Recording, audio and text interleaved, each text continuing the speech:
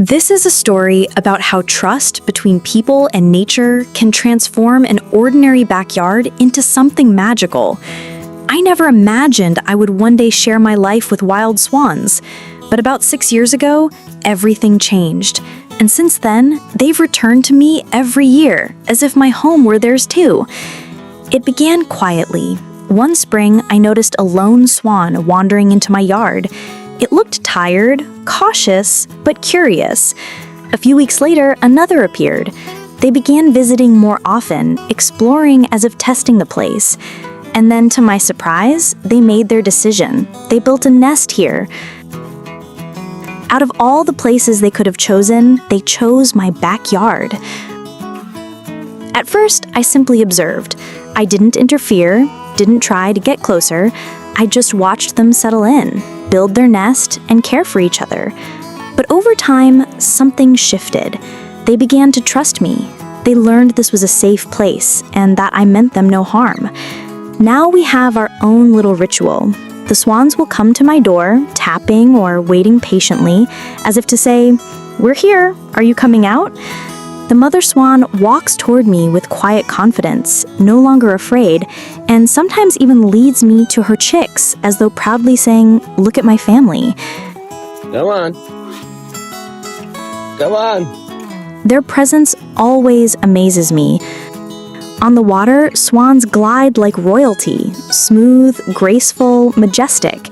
On land, though, they are charmingly clumsy, waddling from foot to foot, stretching their necks, and flapping their wings in awkward bursts. That mix of elegance and silliness makes them all the more endearing. What surprised me most, however, was their awareness. When I step into the yard, they dip their heads as if greeting me. They acknowledge my presence. And in those small gestures, I feel a bond, a friendship rooted in trust. Of course, our adventures together don't end in the yard. Imagine taking swans to the vet. They ride in the passenger seat of my car, sticking their heads curiously out the window. At red lights, people stare in disbelief. Some laugh, others snap photos, while my feathered companions behave as though it's the most natural thing in the world. But the most unforgettable moment was when a seventh swan appeared, the smallest of the brood, frail and struggling to survive. I held him in my hands, warming and feeding him until his strength returned. From the very first day, he trusted me completely. He followed me everywhere, chirping softly as if carrying on a conversation. Sometimes he would rest his head in my lap and drift off to sleep. In those moments, I knew he saw me as family, perhaps even as a parent. Swans are extraordinary creatures. They are loyal, devoted, and never stray far from one another.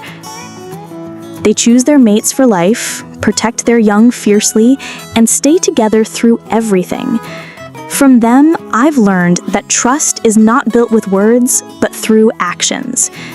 I often wonder why they chose my backyard when they could have had so many other places. Maybe they feel safe here. Maybe they sense the love I have for them. Whatever the reason, I promised myself I would always protect this little corner of paradise for them, so they can return year after year and continue writing their story alongside mine.